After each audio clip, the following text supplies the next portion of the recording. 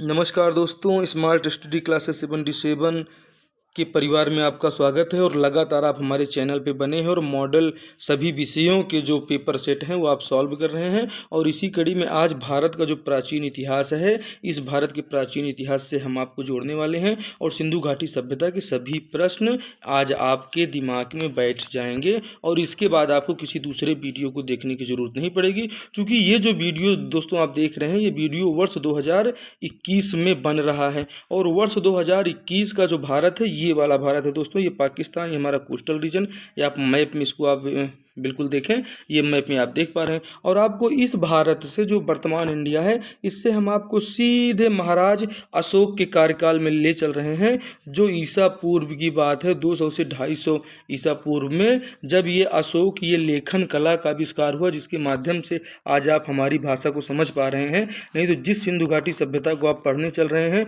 उसकी तो लोग भाषा जो है उसकी भाव चित्रात्मक थी, उसको लोग पोस्टर तस्वीर के माध्यम से समझते थे दोस्तों। तो ऐसे भारत की चर्चा हम करने वाले हैं। ये जो अंपायर आप देख रहे हैं, ये प्यारा भारत हमारा था। और आज इस भारत में तो इधर जो बांग्लादेश बन गया, इधर जो है आपका ये पाकिस्तान है, इधर ये अफगानिस्तान के भी रीजन है, इधर ये म्यांमार तिब्बत। आप इसमें देखिए कितना प्यारा रीजन है हमारा प्यारा भारत। इसी एंशियंट इंडिया के महत्वपूर्ण गौरवमय इतिहास पे हम लोग चलते हैं। और आप इस एशिया रीजन में घुस चुके हैं। इस एशिया में जो हमारा प्यारा देश है, ये भारत आता है। और ये भारत आप बिल्कुल देख पा रहे हैं, ये यहाँ पे मैप में आपको दिख रहा है, ये गुजरात वाला रीजन। आपको मैप के माध्यम से ये श्रीलंका आपको लटकता हुआ नजर आएगा। ये बिल्कुल इस एशिया में आप घुस चुके हैं। और इस एशिया में अभी वर्तमान इस इंडिया की चर्चा हम लोग करने वाले हैं। आइए भारत को जानते हैं और भारत के बारे में जानते हैं। आज का पहला प्रश्न है बहुत ही महत्वपूर्ण कि हमारे प्यारे भारत देश पर यवन शासकों ने आक्रमण किया था। ये जो आक्रमण इन्होंने किया था, इसकी जानकारी हमको कहाँ से मिली कि भाई ईसा शताब्दी पूर्व की बात है, तब कोई था नहीं और ऐसा कैसे हो गया। गार्गी संहिता ने कहा कि मृच्छकटिकम में कहा गया है, या महाभाष्य नामक पुस्तक में कहा गया है, या मुद्रा राक्षस में कहा गया है। तो आपको ये भी जानना चाहिए दोस्तों कि मुद्रा राक्षस किसने लिखा। आपको बिल्कुल विस्तृत वीडियो के पार्ट हैं, उसमें आपको अध्ययन कराए जाएंगे। इसका सही आंसर है ऑप्शन बी, गार्गी संहिता। अब गार्गी संहिता के बारे में तो आप जानते ही हैं कि ये हमारे जो है गार्गी महोदय ने ही लिखा था। और उन्होंने प्रथम शताब्दी ईसा पूर्व में बताया कि हमारे प्यारे भारत पर यवन का आक्रमण आज के लगभग 2350 साल पहले ही हो चुका था, क्योंकि वर्ष 2021 चल रहा है और हम लोग 250 ईसा पूर्व की बात कर रहे हैं। तो जब आप 2021 में आप 250 और जोड़ देंगे तो 2350 साल पहले जो है इन्होंने गार्गी महोदय ने बताया कि हमारे देश पर यवन लोगों ने आक्रमण किया था और इस पे कब्जा करने की कोशिश की थी। अब आप महाभाष्य क्या है, महाभाष्य के बारे में आप जानते हैं कि ये जो है व्याकरण की पुस्तक है। महाभाष्य क्या है, ये व्याकरण की पुस्तक है, जिसको आप जानते हैं कि हमारे पतंजलि महोदय, जिसका बाबा रामदेव आजकल खूब प्रचार कर रहे हैं, और पतंजलि के नाम पर, पतंजलि के लोगों पर वो जो है अपने पूरे व्यापार को चमका रहे हैं। आप देखें, अगला प्रश्न देखें। ये आप एंशियंट इंडिया में हैं, अभी आपको हम वर्तमान भारत का भी प्रैक्टिस सेट लेके आ रहे हैं, आप उसको देखिएगा। बहुत ही महत्वपूर्ण प्रश्न सीधे आपके एग्जाम में आया हुआ है कि जो पुष्यमित्र शुंग जी हैं, ये कौन से शुंग वंश के हैं, और ये 5वीं से 4वीं शताब्दी ईसा पूर्व में इस हमारे देश में हमारे प्यारे भारत पर ये शासन कर रहे थे। तो इसके संबंध में दोस्तों जो जानकारी मिलती है, ये मिलती कहाँ से, इसके संबंध में आपसे पूछा जा रहा है। रघुवंश महाकाव्य में मिलती है, मालविकाग्नि मित्रम में मिलती है, विक्रमांक देवचरित में मिलती है, या कि राजतरंगिणी में मिलती है। इनमें से कौन सी किताब में जानकारी हम लोगों को मिल पाती है दोस्तों। आप इसका सही आंसर देखें कि जो इसका सही आंसर है कि पुष्यमित्र शुंग के बारे में, जो हमारे इस प्यारे से भारत में आज के 2500 साल पहले के आसपास में, आप देखें कि जो मालविकाग्नि मित्रम एक किताब है, जो बहुत ही महत्वपूर्ण किताब है। इस किताब में ये बताया गया था दोस्तों कि 4वीं-5वीं शताब्दी ईसा पूर्व में जो शुंग वंश के शासक थे, पुष्यमित्र शुंग, वो जो है यहाँ पर शासन किया करते थे। और इस किताब को जो लिखा है, इस किताब को लिखा है इसको महाराज कालिदास जी ने। अब इनका नाम ही कालिदास था, तो कालिदास जो है ये बता रहे थे कि जो पुष्यमित्र शुंग महोदय हैं, इन्हीं के बुक में ऐसा उल्लेख है। अब रघुवंश महाकाव्यम के बारे में तो आप जानते हैं कि ये भी कालिदास जी ने लिखा था इसको। अब आप विक्रमांक देव चरित्र बहुत ही महत्वपूर्ण किताब है, जिसमें बिल्हड़ जी ने जो है इसके बारे में आपसे बहुत ज़्यादा चर्चा हमेशा से की गई है कि चालुक्य वंश के बारे में इसको बताया गया था। आप चालुक्य वंश का इतिहास भी मैं आपको पढ़ाऊंगा दोस्तों, आप चैनल पे बने रहें। ये दोस्तों प्रैक्टिस सेट है, सीधे आपके एग्जाम में आ रही है। आप एग्जाम हॉल में जाने से पहले इसको जरूर देखें। और चलते चलते बताते हैं कि राजतरंगिणी आपके बारे में पूछा जाता है कि इसके लेखक कौन है दोस्तों, तो आप इसका ऑप्शन में टिक करके बताएं कि इसके राजतरंगिणी के लेखक कौन है और राजतरंगिणी को लिखा किसने है। तो आप जानते हैं कि एक थे कल्हड़ और एक थे बिल्हड़, ठीक है, इन दोनों को आप जानते हैं। तो बिल्हड़ ने जो लिखा था दोस्तों, बिल्हड़ ने विक्रमांक देव चरित्र लिखा था, और जो कल्हड़ महोदय हैं उन्होंने राजतरंगिणी लिखा था, जिसमें जो है जम्मू कश्मीर के बारे में, जिस कश्मीर को अभी मोदी जी ने जो है लद्दाख और जम्मू कश्मीर अलग अलग कर दिया, उसी के बारे में बताया गया था। तो कश्मीर के बारे में इतिहास जो बताता है वो राजतरंगिणी बताती है दोस्तों। और विक्रमांक देव चरित्र जो इतनी महत्वपूर्ण पुस्तक है जिसको बिल्हड़ लिखे हैं, तो बिल्हड़ बताते हैं कि इसमें चालुक्य वंश का इतिहास था। तो अब आपको ये भी याद हो चुका है कि चालुक्य वंश की जानकारी हमें विक्रमांक देव चरित्र नामक किताब से मिलती है, और जिसके लेखक हैं बिल्हड़ महोदय। आप बिल्कुल कंफ्यूज ना हो, कल्हड़ और बिल्हड़ दोनों थे। तो ये जो है बिल्हड़ लिखे थे, और जो राजतरंगिणी लिखा था आप तो जानते ही है कल्हड़ महोदय ने लिखा था, और बिल्कुल आपके दिमाग में तो बैठा हुआ है। ठीक है दोस्तों, अगला प्रश्न देखते हैं, बहुत ही महत्वपूर्ण है। भारत में लिखी जाने वाली लिखावट, ये जो प्यारी लिखावट आप कुर्तिदेव फॉन्ट में या कुंडली फॉन्ट में आप देख रहे हैं अपने कंप्यूटर स्क्रीन पे, ये फॉन्ट जो आप है, इसकी जो शिलालेख है, ये सर्वप्रथम इसके साक्ष्य कहाँ मिले कि भाई हाँ इस समय से जो है ये जो लेखन कार्य है ये प्रारंभ हुआ। तो ये जो साक्ष्य, इसका पहला साक्ष्य मिला भारत में लिखी जाने वाली लिखावट का, वो किसके शिलालेख में मिला? अजातशत्रु के, समुद्रगुप्त के शिलालेख में, या अशोक के शिलालेख में, या इनमें से कोई नहीं। तो इसका जो सही आंसर है महाराज अशोक के शिलालेखों से हमें जो ऐसा पता खाली लिखित इतिहास के बारे में जानकारी मिलती है। नहीं तो उसके पहले तो जो है प्राग ऐतिहासिक काल भी आपने देखा है, जिसके और इसके आद्य ऐतिहासिक काल आपने देखा है। और आद्य ऐतिहासिक काल से जैसे ही ये आपका बौद्ध काल शुरू होता है, तो बौद्ध काल शुरू होता है तभी से जानकारी मिलने लगती है, और ये अशोक के अभिलेखों में जानकारी मिलती है। और कि जो भारत में लिखे जाने का पहला साक्ष्य है, पहला प्रमाण है, वो जो है अशोक, महाराज अशोक के शिलालेखों में मिला है। और अगला प्रश्न देखें आप कि महाराज अशोक इसका सही आंसर है। अब आप ये देखें, बहुत ही प्यारा क्वेश्चन, ऐसे क्वेश्चन आपको नहीं मिलेंगे। स्मार्ट स्टडी क्लासेस आपको करवा रहा है। सिंधु घाटी सभ्यता के जो नगर हैं दोस्तों और उनके खोजकर्ता हैं, तो क्या सूतकांगेडोर जो सिंधु घाटी सभ्यता का एक नगर है, इसकी खोज किसने की थी? जगतपति जोशी जी ने की थी। क्या मोहनजोदड़ो की खोज राखलदास बनर्जी जी ने की थी? क्या दैमाबाद जो महाराष्ट्र में पड़ता है, ये भी आपको जानना पड़ेगा कहाँ पड़ता है, कि बीपी बोकार या दिकार ऐसा कुछ, इसमें कहीं कहीं दिकार भी लिखा रहता है दोस्तों, तो आप कंफ्यूज नहीं लिखा, बोकार दिकार जो भी मिले आपको सही आंसर करना है कि दैमाबाद जो महाराष्ट्र में स्थित है इसका जो है, तो आप उसको टिक करना है किसके हैं। रोपड़ की खोज किसने की दोस्तों, ये आपको बताना है। ये हमारे सिंधु घाटी सभ्यता के स्थल हैं। ये आपका 4 प्रश्न है, और 4 प्रश्न ये आपका, तो ये 8 क्वेश्चन आप टोटल यहाँ से तैयार करके जा रहे हैं। आप सीधे इससे लिंक करें, और इसके अलावा जो आपको हम बताते चल रहे हैं उसको अपने दिमाग में बैठाएं, और आप बिल्कुल परेशान न हो। ये स्मार्ट स्टडी क्लासेस की वीडियोस आप देखें, आप बिल्कुल अपने परीक्षा हाल में सिंधु घाटी सभ्यता का पर्दाफाश करके आएंगे। जो पूछना है आपसे पूछे, आप उसको बताने वाले हैं। तो इसका सही आंसर जो हो जाएगा दोस्तों, इसका सही आंसर है, आप देखें ऑप्शन सी इसका सही आंसर है। ये देखिए दोस्तों कि जो सूतकोटड़ा है, इसका जो है, इसको जगतपति जोशी जी जो थे इसके खोजकर्ता थे, और इसका सही सुमेलन ये होगा। और मोहनजोदड़ो की खोज आप सभी लोग जानते हैं कि राखलदास बनर्जी जी ने की थी, और कब की थी, इसके डेट्स को आप हमें कमेंट बॉक्स में बताएंगे। और दैमाबाद जो महाराष्ट्र में पड़ता है, इसको बीपी बोकारो या दिकार ने किया। तो रोपड़ जैसा आप जानते हैं कि बीपी लाल ने रोपड़ जो सिंधु घाटी सभ्यता का नगर है इसकी खोज की। अगला प्रश्न आप देखें, सिंधु घाटी सभ्यता के पश्चिमी स्थल के बारे में आपसे पूछा जा रहा है।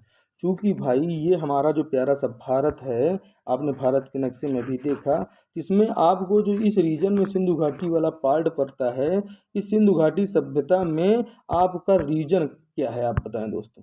आप इसको देखें मैप में, ये सिंधु घाटी सभ्यता है। अब यहाँ पे सिंधु घाटी सभ्यता का ये जो विकास आप देख पा रहे हैं इस हमारे मैप में, ये जो पाकिस्तान वाला एरिया है, ये वाला एरिया, ये गुजरात वगैरह वाला एरिया, आपको बिल्कुल नक्शे में आपको इसका अध्ययन कराया जाएगा।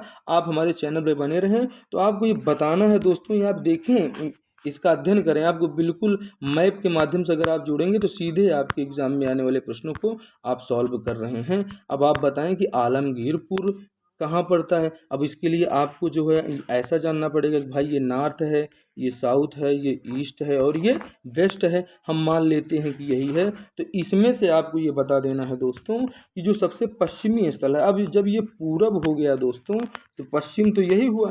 अब जब पूरब में, आप भारत के मैप को जानते हैं कि जब पूरब में अरुणाचल प्रदेश जो है, ऐसा कुछ मैप में मैं बहुत सही से बना नहीं पाता, आप समझने की कोशिश करें कि ये जो नॉर्थ, ये साउथ, ये ईस्ट और ये वेस्ट। इसके बाद आपको सिंधु घाटी सभ्यता का दूसरा वीडियो आपको देखने की जरूरत नहीं दोस्तों। आप प्रैक्टिस सेट में आप सिंधु घाटी सभ्यता को आज खत्म कर रहे हैं।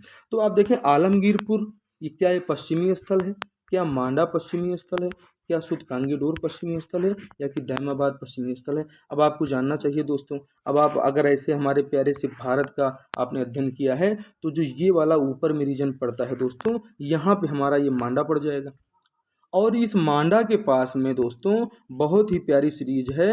मांडा के पास में दैमाबाद कहाँ पड़ेगा दोस्तों? दैमाबाद जो कि ये नीचे वाले रीजन में आप देख रहे हैं, ये महाराष्ट्र वाला जो हमारे भारत का रीजन है, यहाँ पे आपका दैमाबाद पड़ जाएगा। अब आपका ये जो है आप देख रहे हैं सूदकांगेडोर कहाँ पड़ेगा, तो सूदकांगेडोर का जो लोकेशन है दोस्तों, वो सूदकांगेडोर का लोकेशन बहुत ही प्यारा है और उस लोकेशन पे हम लगातार बने हुए हैं।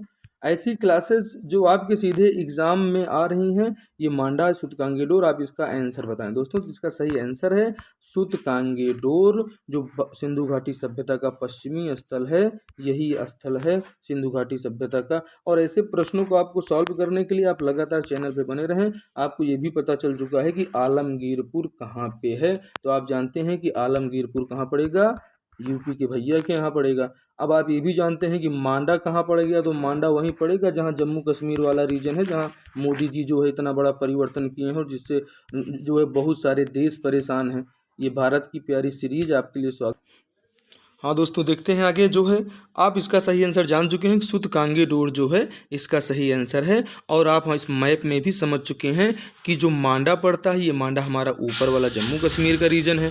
जो आपका दैमाबाद है ये हमारा नीचे वाला रीजन है, महाराष्ट्र में पड़ता है। और ये जो आलमगीरपुर है दोस्तों, ये उत्तर प्रदेश में पड़ेगा, पूर्वी वाला रीजन है। और जो सूतकांगेडोर है जो आपके ऑप्शन में दिया गया है, ये हमारा पश्चिमी प्लेस है जो बलूचिस्तान में भी पड़ता है। कहाँ? बलूचिस्तान में पड़ता है और जो भी पाकिस्तान के अंडर में है। अब देखें, भारत का पहला राजनीतिक ग्रंथ अर्थशास्त्र बहुत ही महत्वपूर्ण है कि इसके जो लेखक है कौन है। ये दूसरी से पहली शताब्दी ईसा पूर्व में इसका लेखन हुआ, या कि इसका लेखन हुआ आप देखें चौथी से तीसरी शताब्दी में हुआ, या कि तीसरी से दूसरी में हुआ, या कि छठवीं से पाँचवीं में है। तो इसका आपको आंसर बताना है कि जो हमारे महाराज चाणक्य जी, जो चाणक्य की नीतियाँ आप पढ़ते हैं, ये चाणक्य महोदय वही हैं। यही चाणक्य की पुस्तक है अर्थशास्त्र। और इन्होंने चंद्रगुप्त मौर्य के प्रधानमंत्री के रूप में भी कार्य किया और उसको चंद्रगुप्त मौर्य को कहाँ से कहाँ पहुँचाया। आज उसकी प्रशंसा पूरा देश और पूरी दुनिया करती है कि ऐसा शासक जो बिल्कुल आप देखें कि बहुत ही महत्वपूर्ण पुस्तक, जिसके बारे में हम विस्तृत चर्चा करेंगे, विस्तृत पार्ट है दोस्तों। ये हम लोग प्रैक्टिस सेट कर रहे हैं। तो प्रैक्टिस सेट में हम लोग अध्ययन करते हैं तीसरी से दूसरी शताब्दी ईसा पूर्व में। आप देखें यहाँ पे लिखा हुआ है, यहाँ पे जो हमारा पहला राजनीतिक ग्रंथ है हमारे देश का, आचार्य चाणक्य ने जो अर्थशास्त्र लिखा था, इसकी रचना कब हुई थी? तो ऑप्शन सी, तीसरी से दूसरी शताब्दी ईसा पूर्व। अब सिंधु घाटी सभ्यता का सबसे प्राचीन शहर कौन सा माना जाता है? कालीबंगा है, मोहनजोदड़ो है, हड़प्पा है या चनहुदड़ो? जो इसका सही आंसर हो जाएगा दोस्तों, इसका सही आंसर हो जाएगा हड़प्पा। जो शहर है दोस्तों, ये बहुत ही महत्वपूर्ण शहर है और ये सिंधु घाटी सभ्यता का सबसे प्राचीन शहर है। और क्यों प्राचीन शहर है? चूंकि जो सबसे पहले खुदाई चालू हुई दोस्तों, ये यहीं पे खुदाई हो रही थी। जो सबसे पहले खुदाई हुई है वो हड़प्पा में ही हुई है, वर्ष 1921 में राय बहादुर दयाराम साहनी के नेतृत्व में। तो अब आप देखें इसको, इस प्रश्न का सही आंसर है हड़प्पा। बहुत ही प्यारी सीरीज है, आपको सीधे अब आपको बताना है अगला प्रश्न कि सिंधु घाटी सभ्यता का जो नगर है ये किस नदी के किनारे स्थित है। आपके सीधे एग्जाम में आया वाला क्वेश्चन है। आपसे पूछ लिया जाता है कि लोथल जो सिंधु घाटी सभ्यता का नगर है, क्या ये भगवा नदी के किनारे है? मोहनजोदड़ो जो है, क्या ये जो है सिंधु के पास है? क्या हड़प्पा रावी के पास है? तो इसका आपको सही आंसर बताना है दोस्तों। आप इसका मिलान करें, आप इसको बिल्कुल इसका आप स्क्रीनशॉट ले लें और स्क्रीनशॉट लेकर आप इसका मिलान करें। और अगर आप हमारी इस श्रृंखला को याद कर ले गए दोस्तों तो आपका बेड़ा पार हो चुका है और इसका सही ऑप्शन जो हो जाएगा ऑप्शन डी इसका सही है कि जो लोथल है दोस्तों, ये लोथल भोगवा नदी के किनारे है। मोहनजोदड़ो के बारे में आप जानते हैं कि सिंधु के किनारे हैं। अब कालीबंगा के बारे में कौन नहीं जानता कि घग्गर नदी के किनारे ये हमारी सिंधु घाटी सभ्यता का विकसित शहर है। क्योंकि आवागमन का साधन तो कुछ था नहीं, तो पानी में नाव के सहारे लोगों को आना जाना था, इसलिए नदियों के किनारे ही ये हमारी जो जितनी भी पुरानी सभ्यताएं मिलेंगी उन सभ्यताओं का जो विकास हुआ है वो नदियों के किनारे ही हुआ है। तो हम ये जान चुके हैं कि लोथल जो है वो किस नदी के किनारे है दोस्तों, तो लोथल भोगवा नदी के किनारे है। मोहनजोदड़ो सिंधु नदी के किनारे है। अब कालीबंगा कहाँ है, तो घग्गर के है। और हड़प्पा को तो आप जानते हैं कि रावी नदी के तट पर है जहाँ पे पहली खुदाई हुई थी। अगला प्रश्न आप देखें, बहुत ही महत्वपूर्ण श्रृंखला है। सिंधु घाटी सभ्यता के नगर नियोजन के संबंध में असत्य कथन बताना है। आप इसको देखें, पढ़ें, समझें। ये प्रश्न क्या कह रहा है कि एक समकोण को समकोण पर जो है ईंटों की पक्की, आप देखें एक दूसरे को समकोण पर काट रही हैं। आप देखें कि हमारा जो एंशियंट इंडिया है इतना संपन्न था कि उस बाथरूम भी उन लोग बनवाए थे, नहाने के लिए स्नानागार भी था वहाँ पे। और वहाँ की जो चित्र थी, वो जो लिपि थी, वो चित्र और तस्वीरों के माध्यम से समझते थे। ऑप्शन सी कह रहा है। और निचले स्थानों और उच्च स्थानों पे जो घर वर बने होते थे दोस्तों, जो हमारी सभ्यता में सिंधु घाटी सभ्यता में पाए गए हैं, तो वो दोनों घर के मकानों में कोई भिन्नता नहीं थी, ऐसा कह रहा है। इसमें से आपको ऑप्शन बताना है दोस्तों कि इसका सही आंसर क्या है। कि जो सिंधु घाटी सभ्यता का नगर नियोजन है उसके संबंध में आप क्या जानते हैं। अगर आप ये चारों को प्रश्नों का आंसर अगर आप जान गए और ये आपने याद रख लिया दोस्तों, तो आपके एग्जाम में सिंधु घाटी सभ्यता हवा हो जाएगी। क्योंकि ये जो निचले स्थान है और जो उच्च स्थान है दोस्तों, इसमें भिन्नता कोई नहीं थी, ऐसा नहीं है। सिंधु घाटी सभ्यता में चूंकि सिंधु घाटी सभ्यता के लोग अपना नहाने का जो बाथरूम भी बनाते थे वो ऊंचाई पर बनाते थे, ठीक है दोस्तों। तो इसलिए वहाँ पर जो नीचे वाले शहर हैं उसमें भिन्नता है और जो ऊंचे स्थान पर शहर स्थित हैं उनकी बनावट अलग प्रकार से है। और जो नीचे वाले स्थित शहर हैं, जो नीचे मौजूद शहर हैं, जो निचले स्थानों में हैं, वो निचले स्थानों पर क्या है, दोनों में भिन्नता पाई जाती है। तो इसका सही आंसर है ऑप्शन डी कि जो इसमें है कि भिन्नता नहीं थी। तो दोस्तों ये आप तीन ऑप्शन तो ये सही ही हैं और चौथा ऑप्शन ये भी सही है। आप जान चुके हैं कि जो सिंधु घाटी सभ्यता के नगर पाए गए थे, जो ऊंचाई पे शहर थे उसके घरों का मॉडल दूसरा था और जो नीचे शहर स्थापित हुए थे उनके मॉडल दूसरा था। इसलिए दोनों में भिन्नता थी, इसमें कोई पैचअप नहीं था, दोनों में निगेटिव था। अब आपको पता हो चुका है। अब आप देखिए सिंधु घाटी सभ्यता को यूनानी लोग सिंडोन सभ्यता क्यों कहते थे। आपके एग्जाम में आया वाला प्रश्न है, आप इसको बताएं कि प्राप्त मुद्राओं में यूनिकॉर्न अंकित होता था। जो सिंधु घाटी सभ्यता की मुद्रा पाई गई है दोस्तों उसमें यूनिकॉर्न के अंकित होता था, तो ये शायद सही है। अब आप ये भी जानते हैं कि विश्व में कपास का श्रेय है जो उत्पादन का है वो हमारे इसी प्यारे से भारत देश का है।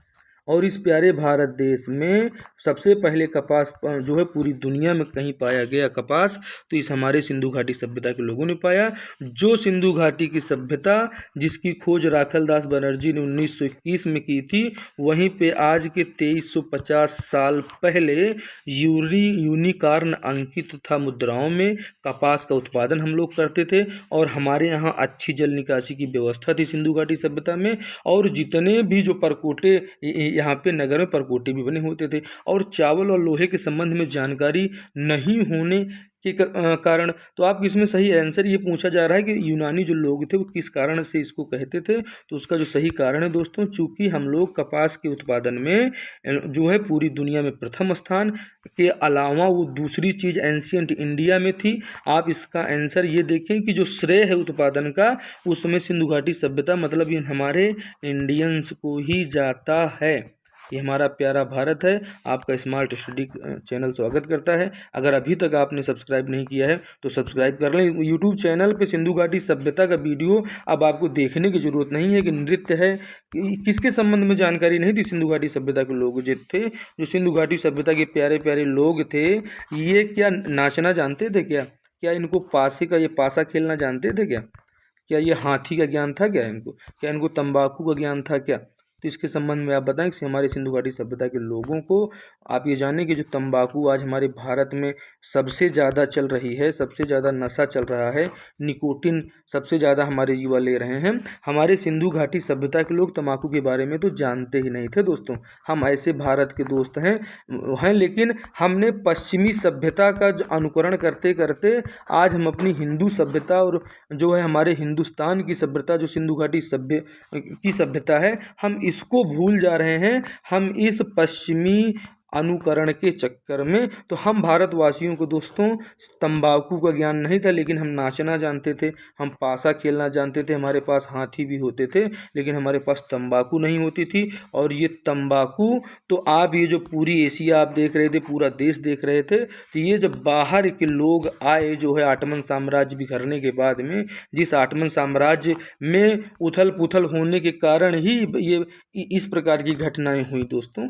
आप देखें सिंधु घाटी सभ्यता के लोग चांदी का आयात कहाँ से करते थे, क्योंकि सिंधु घाटी सभ्यता के लोग के पास चांदी नहीं हुआ करती थी, तो वो फारस से लाते थे कि अफगानिस्तान से कि मेसोपोटामिया या ईरान से। तो इसका जो सही आंसर है दोस्तों, आप इसका सही आंसर जान लें कि जो हमारे यहाँ चांदी आती थी दोस्तों, ये चांदी कहाँ से आती थी, फारस से आती थी। अब आपको ये भी जान लेना चाहिए भाई अफगानिस्तान से क्या आता है, अफगानिस्तान से भी तो कुछ आता रहा होगा जिसके कारण चर्चा है। और मेसोपोटामिया से क्या आता था और ईरान से क्या आता था, आप इसके बारे में हमको जो है चर्चा करके बताएं। तो आप जानते हैं कि ईरान और मेसोपोटामिया अफगानिस्तान से जो ये सब आता था, ये सब तो चांदी यहाँ से आती थी दोस्तों। लेकिन फारस जो है, इस फारस से चांदी कभी भी हमारे देश में आयात नहीं की गई है।